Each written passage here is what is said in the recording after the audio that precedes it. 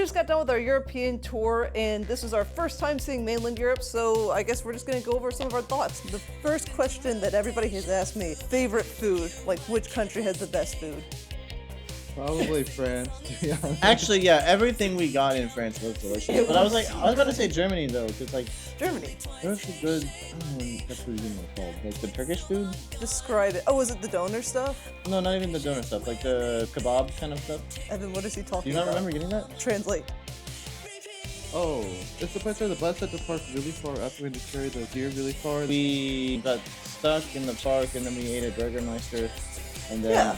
later that day we ate at the place. Do you not remember the food? I thought it was donor stuff, or maybe it was It's not donor stuff. It was Turkish stuff, Kebab yeah, stuff, yeah. it was. But France, Evan and I are on the same page about France. What did you like so much about France? Like, specifically. We didn't get a whole lot of like the bread stuff because we can't really have it. But just like all the food, I got a croque madame. That was very good. like the eggs with mayonnaise.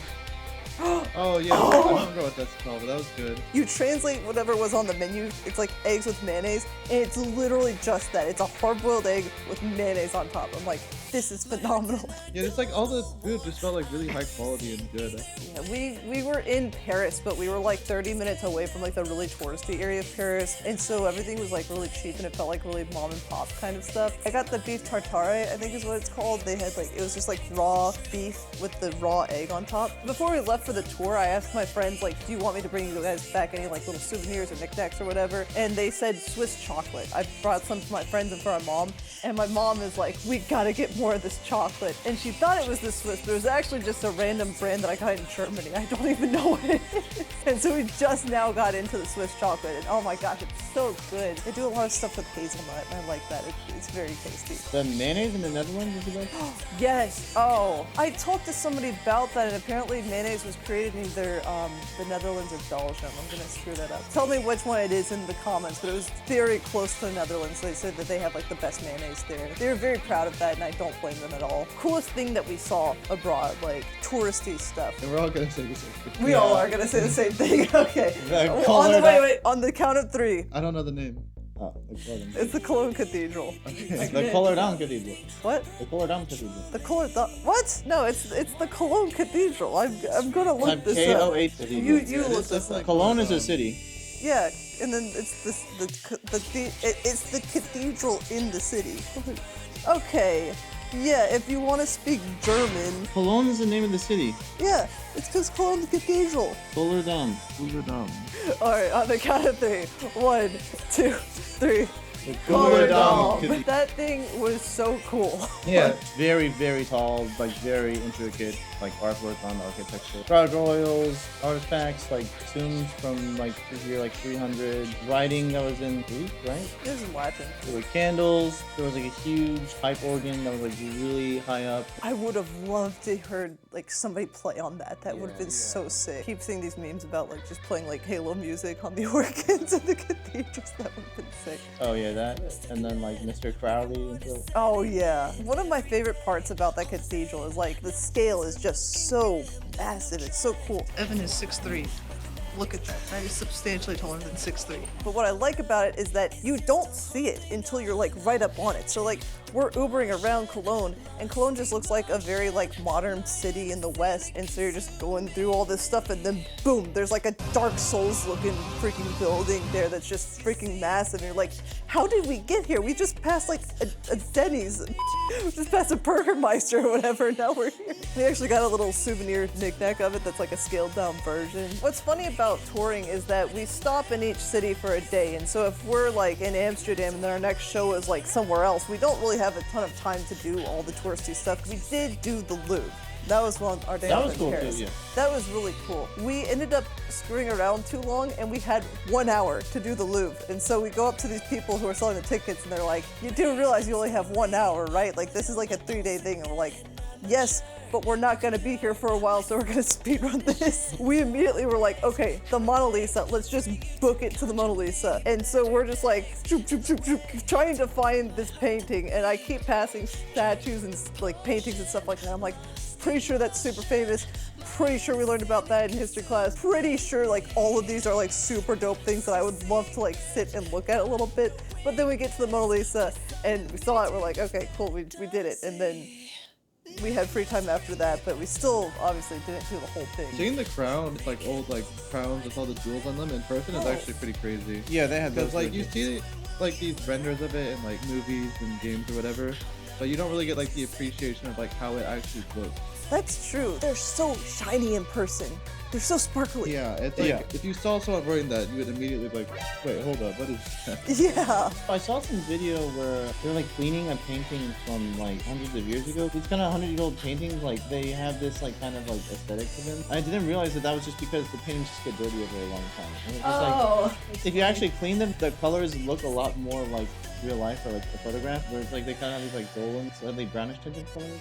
It's funny, Yeah. I actually didn't know that. The room with the Mona Lisa, there's the Mona Lisa on this side, and then on the back side, there's this freaking massive painting. I mean, it's like, it's probably bigger than the wall behind us, and it's Jesus turning the water into wine, which I thought was really cool because it's like, everybody thinks of like the Last Supper, which is kind of somber because Jesus is about to die or whatever, but this was just like Jesus having fun, like partying it up, turning the water to wine. Like, I think that's a really fun idea for a painting, and then it was like, obviously like super well done and super cool on this gigantic scale. But they had several other rooms in that area that were paintings along those lines where they were just massive in scale.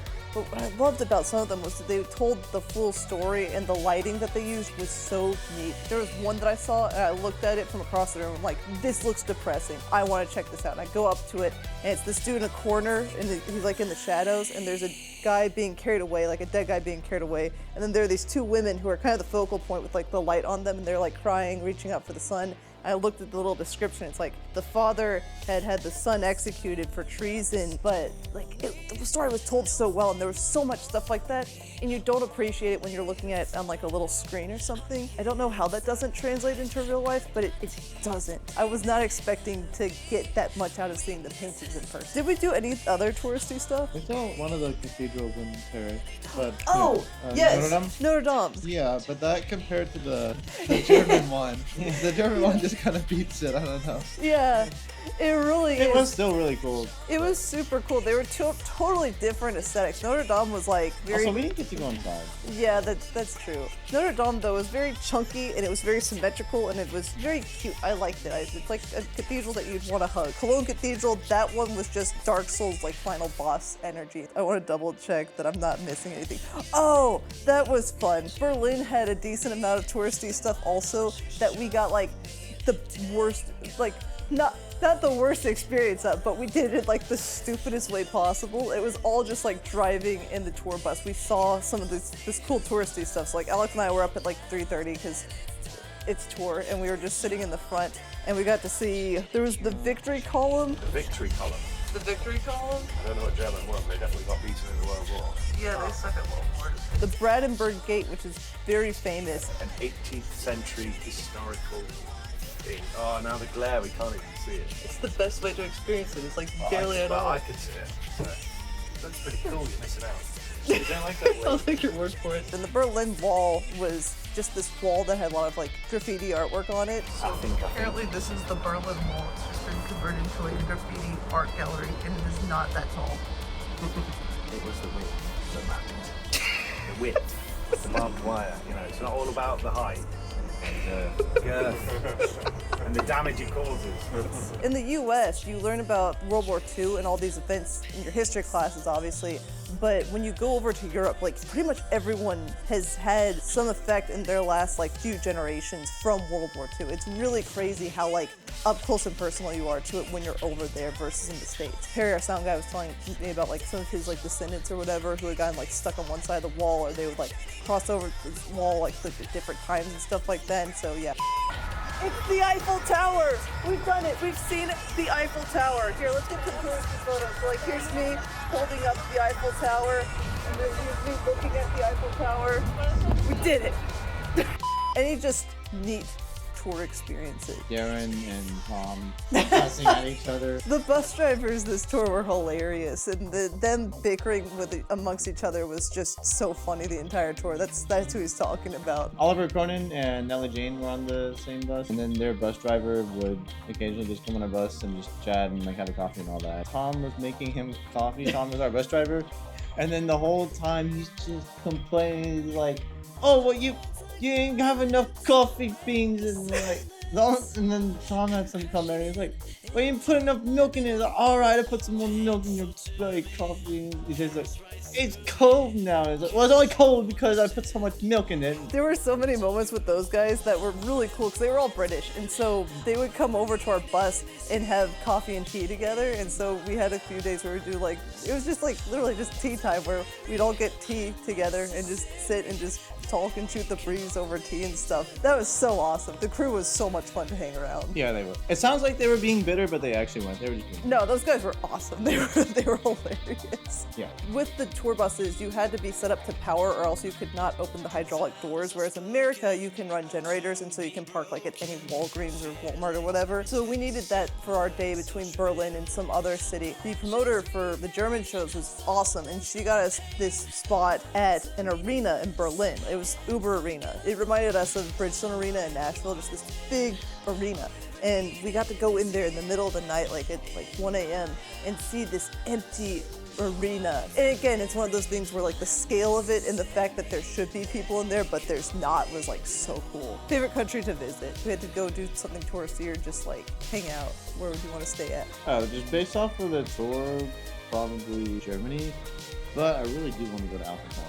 So. Oh, there's a theme park in Britain somewhere called Alton Towers that Alex has been trying to go to like every time. Yeah, we've I'm gone trying to Britain. go on like 3 times because it closes for winter, and it's like it was closed for winter the first time we went, closed for winter the second time we went, and then the third time we went, we left London the day before it opened. Oh, really? Yeah, it opened March 1st, and I think we Oh. left like February 28th. I think it's also in like this weird area of Britain that we're like not usually by. Like it's between Manchester and Birmingham, and usually if we're staying somewhere, it's like London. We really haven't stayed in one place a whole lot, but the time where we actually did have off days would have been when we got stranded in London because there was a fire at London Heathrow and we had to stay like 4 extra days after the tour. That was a tour adventure, getting stranded there. But anyways, we were like, oh, we could go up to Alton Towers, but then it's like, no, this is a several hour long drive to get up there. I really like Germany as well. What I thought was cool was like all the different countries had their own languages and stuff like that, but German was the easiest for me to read because you just like look at German and it looks weird written, but then you say stuff out loud and you're like, oh, that sounds like the English word for this, and then like half the time you're right, it is the English word for that. I got to the point where I could read at least like food labels and stuff like that,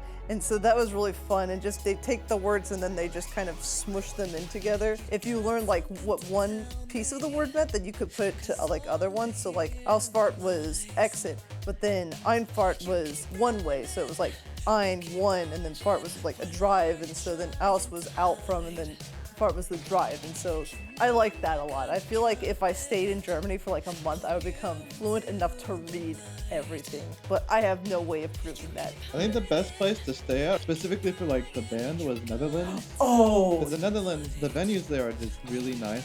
They combine a lot of like the big rooms with like the medium rooms and the small rooms. So if you're even if you're playing kind of like a smaller room, you get like a really nice like catering area and green room. And then also the cities there were really cool. We went to Tilburg. Tilburg. Tilburg was awesome. Super cool. Yes. It's like the city area that you can just walk around in. It's not built for like cars or anything. You just walk around. There's shops everywhere. The day that we went was a really sunny, nice day. There were just people like everywhere. It was just really nice. Yeah, it actually was like also just like the architecture. We do need to have like some Netherlands appreciation. So apparently the Netherlands, they invested a lot into like their arts program and stuff. So like the venues were government funded, and so they would be built. Perry, our sound guy, called them like purpose built or whatever. You would have this freaking enormous venue, but it had like these lines on the floor that would tell you where to go. And like, I have no sense of direction. I get lost very easily, but even I was able to like find my way around this like multi-story labyrinth with like 6 stages and a bunch of green rooms and like catering and all that kind of stuff, because it was just really well laid out. Like the venues were clean, they were laid out, they were like just really, really thought out, whereas a lot of venues I feel like are old buildings that have been converted into something, and I still appreciate that. Like most of the venues that we played at were like really, really nice. We had green rooms very consistently, they had a lot of catered food there, it was awesome, but the ones in the Netherlands were just on another level. They were so cool.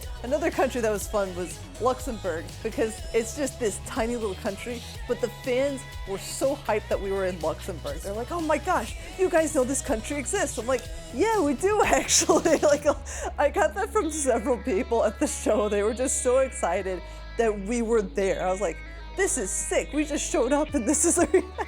Getting to make people feel appreciated is awesome. So yeah, thank you so much to all of our European fans. Like, this was an awesome way to be introduced to Europe. You guys were awesome and we had such a great crowd response. We really do want to go back. I have absolutely no idea when we're gonna be back, but like, you better believe it's gonna happen because that was so much fun.